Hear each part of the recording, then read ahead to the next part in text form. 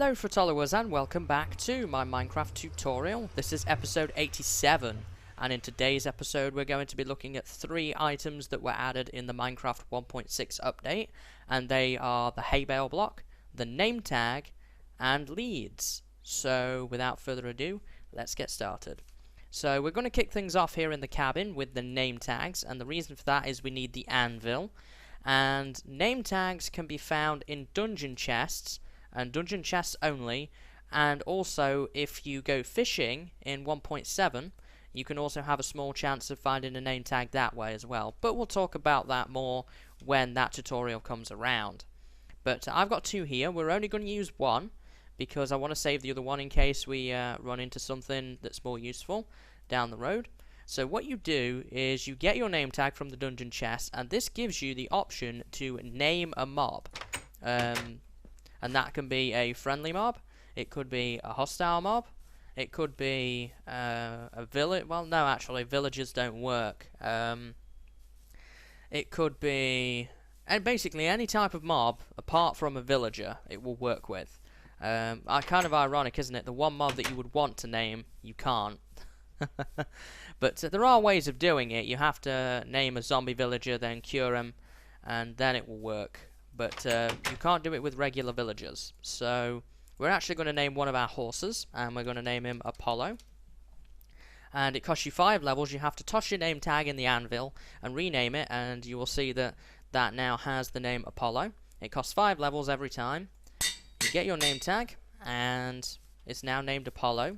And what you have to do is you have to go up to whatever mob it is, whether it's a hostile mob or a friendly mob, and right click on them. Some people have used these for charged creepers if they want to keep them in the world, but do bear in mind, even though a mob is named, if it's a hostile mob it will never despawn, but if you switch to peaceful it will, so bear that in mind.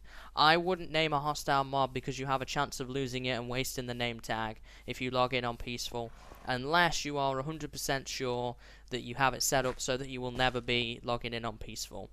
But I wouldn't do it, but it's entirely up to you. It's your game, play it how you want.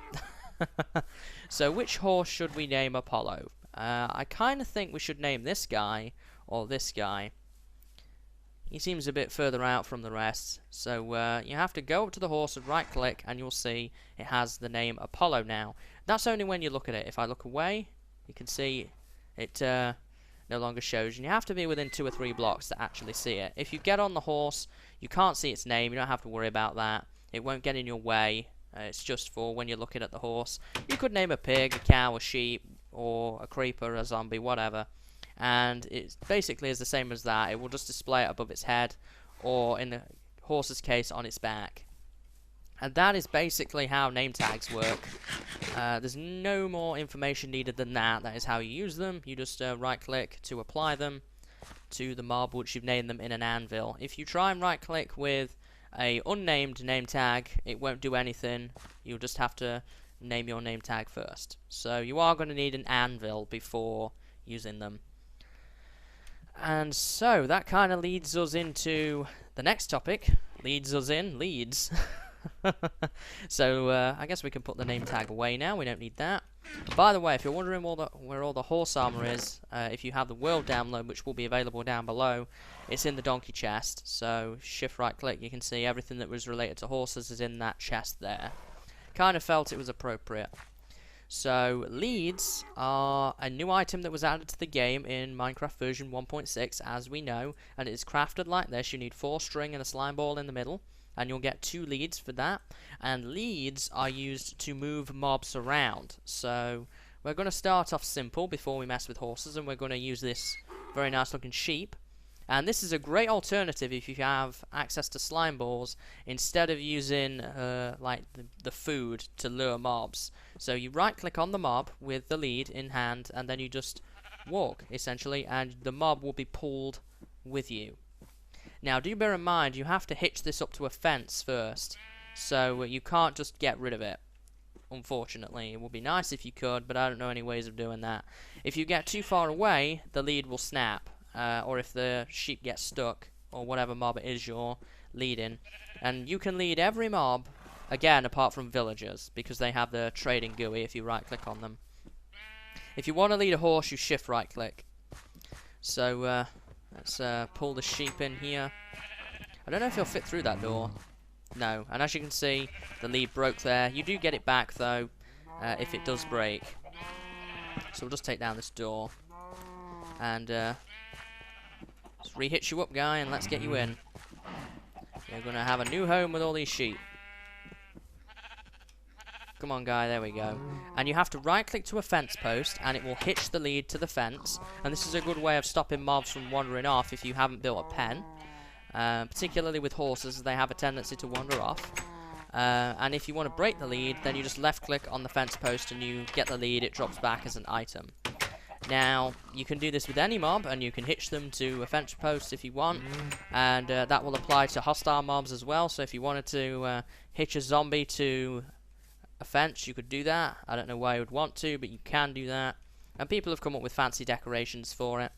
If you put them up in the air, they will actually hang, and it will not snap, strangely enough, but that's just a fun feature. We're not going to get too much into that today, just showing you how these things work. So you have to shift right click on whatever animal it is, and that you want to move around. And as you can see, I'm just using it on the donkey here. You can pull them around. This is a good idea with horses if they throw you off in water, as they won't let you get back on. You can drag them out with a lead, and then you can just hitch them up to a fence post, and left click to break the lead if you want to. So this is a great way of just hitching animals up to a fence post easily, and they won't wander off. Oh, you just right click, you don't shift right click. There we go. Now if you hitch two mobs up, they will be tied to the same fence post, but do bear in mind that if you break that, then both leads break. Just bear that in mind. You might want to put them in a pen like I have, and then break the leads. It's a good way of collecting like multiple farm animals at once, because you can have, I think, pretty much an unlimited number of leads, but eventually there's going to be so many mobs being pulled that the ones at the back's leads will snap. So I would recommend probably bringing maybe 4 or 5 at a time on a lead, and that should be plenty. You can lead untamed horses if you want to, as well as pretty much any other mob, as I've already said. Very, very simple. Just go up to them and right click, and you will see that you can actually lead an untamed horse. It doesn't have to be tamed. And that is leads. That's how they work, and this is how they're used, and that's all I can say for that. And obviously you could hitch it up like that, and then you could break it and let the horse go free, which is what I'm going to do in this case, because I don't need any more horses. So that's how leads work. And next up we're going to look at the hay bale. Now the hay bale is created by putting 9 pieces of wheat into your crafting grid, and you get 1 hay bale. It's a block that you can place down, as you can see. You can break it with your fist. I don't think there's a tool that makes it go necessarily any faster. If you put it back in the crafting grid, you do get the 9 wheat back, so it acts as a storage block. Most people use it decoratively though, and I'm just going to make a bunch of them here out of all the wheat we have. And the cool thing about hay bale blocks is they behave in a similar way to logs, in a sense that you can do this. You can place them in different directions and different orientations. Very, very cool stuff, honestly. So there's a lot of possibilities with what you can do with these. And hay bales are a nice addition to the game. You can feed them to horses to heal their health, and they heal a lot of health, obviously, a lot of wheat. You can use it to increase the likelihood of a horse liking you faster. And also you can just use them decoratively, which is what we're going to do. We're going to put a couple in each of these. We've got 8, we've got 4 pens, so that would work out at 2 each. Though I'm not so sure that chickens would really appreciate that. Oh yeah, you like that. Animals aren't learned to hay bales, like you might think. Get out of the way, sheep. There we go. They are only lured to the wheat. And we'll put some in the pig pen. We'll put some in the corner here. Perhaps we'll put 3 in this one. Something like that. And we may maybe put 1 more in the cow pen. Oh, too slow. And why not? We'll put 1 there. And that's hay bales. They're just a simple block, but I did feel that they were worth covering, as they are used quite a little bit in the working with horses and decoratively. And that is it. So in today's episode, we've shown the name tag and how the name tag works, and we now have our horse Apollo here. We've shown how leads work and uses for them, moving mobs around, and hitching mobs up to fence posts so they don't wander off. And we've also taken a look at the hay bale block, and we've talked a little bit about what it's used for, and we've used it in a decorative way for the animal barn. In the next episode, I'm sort of split between building the horse stable or building an AFK skeleton farm. I will decide that between the next episode, and it will be at the end of this video. Obviously, I will have made my mind up by then for what will be next episode. I'm thinking of doing the skeleton farm next, just to kind of break it up, as we have done a lot of stuff with horses lately, and goodness gracious. We have done a lot with horses lately, and I'm feeling that we're kind of we might want to do something else instead of building the horse stable, but I'll think about that. I may do the horse stable and just kind of complete that, and then we've done everything on horses, and then do the skeleton farm. And then after that, we will work on a cave spider trap, and then I think at that point it will be about time to head into version 1.7, and we'll start looking at the 1.7 features. But it's definitely coming together now. Lots happened at this base over the past week or so.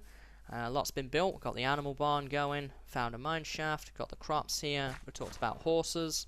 So I'm really looking forward to the future of this series. It's been going well lately. I hope that you've been enjoying the tutorials and you've been finding them useful and informative.